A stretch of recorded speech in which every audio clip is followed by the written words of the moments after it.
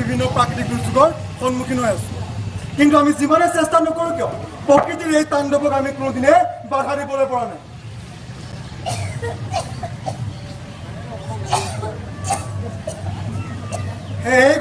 এইগৰাকী ৰমলা পেহী এসময়ত গাঁওখনৰ ভিতৰতে ধনীমানী পৰিয়ালৰ বোৱাৰী আছে বানপানী নিজৰ স্বামীৰ লগতে পুত্ৰক হেৰুৱালে ঘৰ পথাৰ মাটি সকলো গ'ল এতিয়া দুবেলা দুমুঠিৰ বাবে আনৰ আগত এই হাত পাতি ফুৰিব লগা অৱস্থা হ'ব আমাক এই বানপানীৰ বিষয়ে শিকাব নালাগে প্ৰতি বছৰে ভুগি আছো আমি আৰু আপোনালোকে এনেকৈ লেকচাৰ দি থাকিলে আমাৰ পেট নকৰে নহয় ধৰিব নেকি আৰু বানপানীৰ সমস্যা হোৱা মূল কাৰণ হ'ল বানপানী আপুনি নোহোৱা কৰিব পাৰিব এবাৰ আপুনিয়ে কওকচোন এই পানী আমাৰ পান হয়নে নহয় হয় তাতে কি হ'ল অসমৰ নদীসমূহ আমাৰ মাটি হয়নে নহয় হয়তো অসম নদী মাটি দেশনে নহয় হয় তেন্তে বানপানী মূল কাৰণ সেই নদীসমূহ নহয়নে হয় এইটো কথাটো আমাৰ এই সকলোৱে জানে এই নজনা কিবা আছে যদি কওক বৰাক আৰু ব্ৰহ্মপুত্ৰৰ উপৰিও অসমত বিভিন্ন উপনদীৰ উপচি আছে খৰালি হওক বা বাৰিষা হওক তাৰ পানী নুশুকায় বাৰিষা কালত পানীবোৰ ভৈয়ামলৈ বৈ অহাৰ ফলতে এই বানপানীৰ সৃষ্টি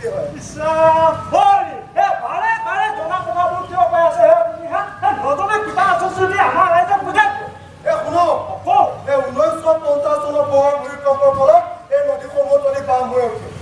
যাৰ ফলত অলপ পানী পালে পাহাৰটো উপচি পৰে গছ গছনি কাটি এই পাহাৰবোৰে ভাঙি আমি মানুহবোৰে নিজৰ সুবিধা মতে ঘৰবোৰ সাজি লোৱা নাই যাৰ ফলত আমাৰ ভূকাৰ্যৰ প্ৰভাৱ বায়ুমণ্ডলত প্ৰত্যয়ভাৱে পৰিছে আৰু কি মৌচুমী বতাহৰ গতিও অনিয়মীয়া হৈ পৰিছে ফলত বৰষুণৰ কিবা ধাৰ ধাৰ হয় নহ'লে আৰু ইয়াৰ ফলতে কোনোবা বছৰ 4 পৰা 5 বাৰ পৰ্যন্ত বানপানী হয় সেইকাৰণে এই বানপানীৰ সমস্যা এক প্ৰধান কাৰক আমি এই প্ৰকৃতিৰ ধ্বংসকাৰী মানুহবোৰ অসম চৰকাৰে বৰ্তমান মাথাউৰিবোৰ আহল বহল ৰূপেৰে সুৰক্ষিত কৰি পেলাইছে ৰাইজে নখ জোকাৰিলে নৈ পৰে ৰাইজ নৈ পৰীয়া মাটি শিমলু গছৰ বাবে উপযোগী যদিহে আমি নৈ পাৰত শিমলু গছ ৰোপণ কৰোঁ তেন্তে গৰাখহনীয়া বহুলাংকে ৰোধ কৰিব পাৰিম এই বানপানী বানপানী হোৱা সবে সাৱধান এই গছ বিৰিখ নাকাটি প্ৰকৃতিক ৰাখিলে তাতে পাবা সমিধান বানপানীয়ে যেনেদৰে আমাৰ সৰ্বোচ্চ কাহিনীয়ে ঠিক তেনেদৰে বানপানীৰ পিছত বিভিন্ন বেমাৰ বীজাণুৱে আমাক বিপদৰ মাজলৈ ঠেলি দিয়ে গতিকে জিলাৰ দুৰ্যোগ ব্যৱস্থাপনা প্ৰাধিকৰণ আৰু স্বাস্থ্য কেন্দ্ৰসমূহে এতিয়া বিধি বিধান মানি চলিব লাগে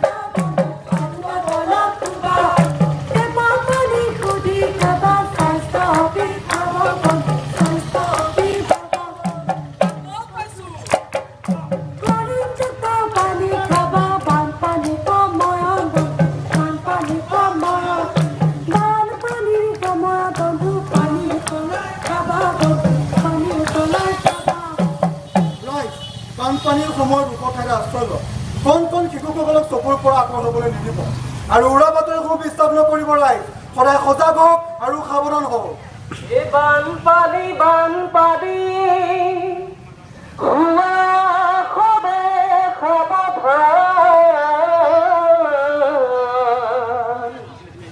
এই গছ বিৰিখ নাকাটি প্ৰকৃতি ৰাখিলে তাতে পাবা সুবিধান অ নদী নদী পাহাৰেৰে সেউজীয়া ধৰা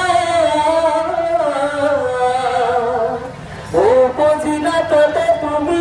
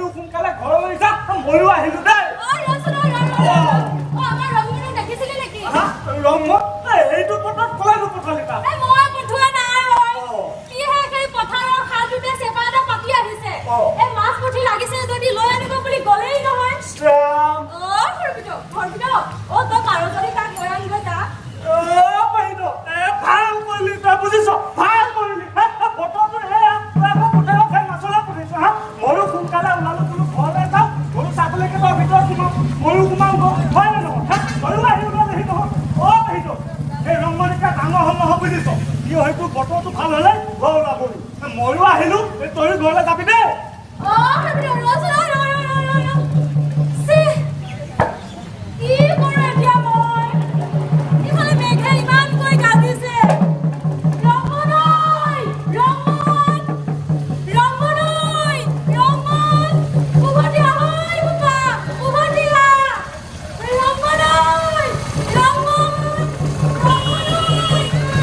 Oh,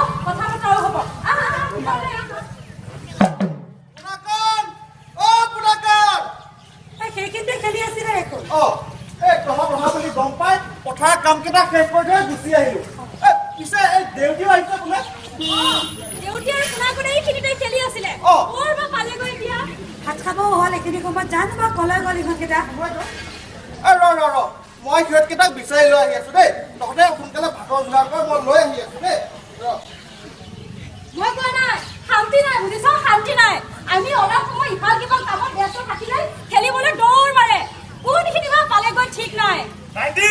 ও দাইটি এ দাইটি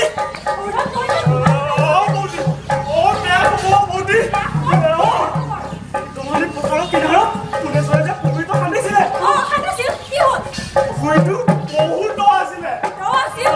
তাতে কি হ'ল আমাৰ দেউতি আৰু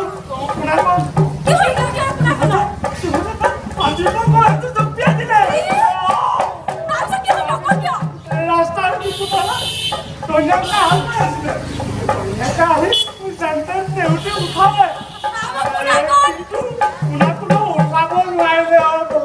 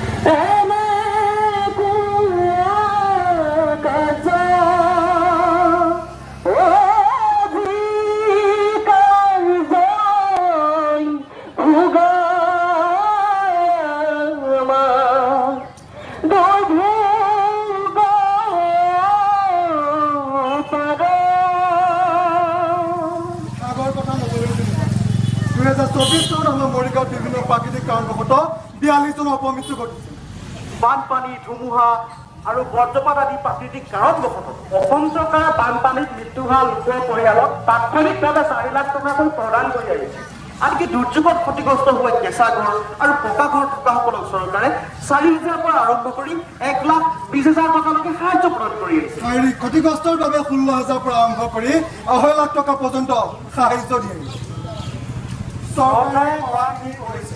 সুৰক্ষিত অসমৰ কাৰণে আমাৰ কৰ্মক্ষেত্ৰত আমি সহায় কৰোঁ তেন্তে দুকাৰ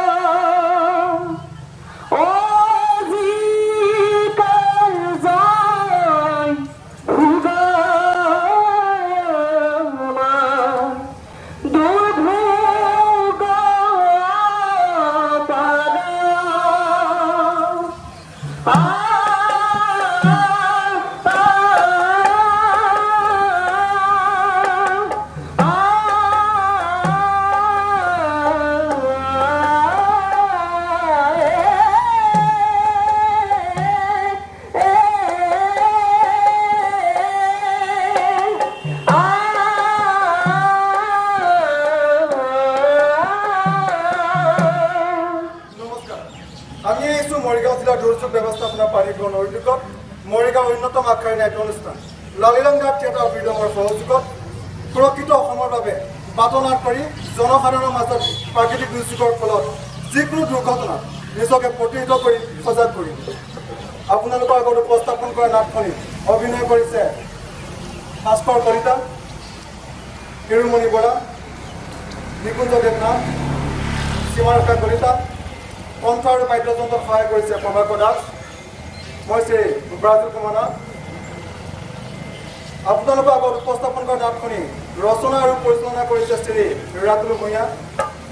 পুনৰ নাটখনিত হৈ যোৱা ভুল ত্ৰুটি মাৰ্জনা বিচাৰি লগতে আপোনালোকৰ পৰা দিহা পৰামৰ্শ বিচাৰি সকলো নাট্যপ্ৰেমী দৰ্শকলৈ ইংৰাজী নৱবৰ্ষৰ লগতে আগতীয়াকৈ ভোগালী বিহুৰ আন্তৰিক শুভেচ্ছা জ্ঞাপন কৰি আজিলৈ বিদায়।